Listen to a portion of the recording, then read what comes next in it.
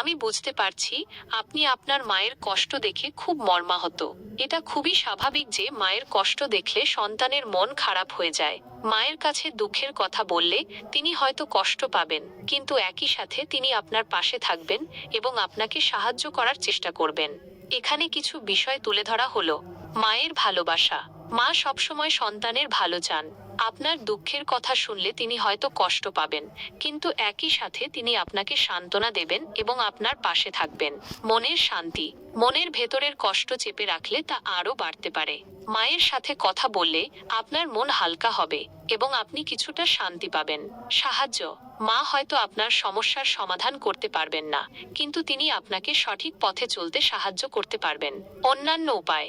আপনি যদি মায়ের কষ্ট দেখে নিজের দুঃখ শেয়ার করতে না চান, তাহলে অন্য কোনো বিশ্বস্ত মানুষের সাথে কথা বলতে পারেন।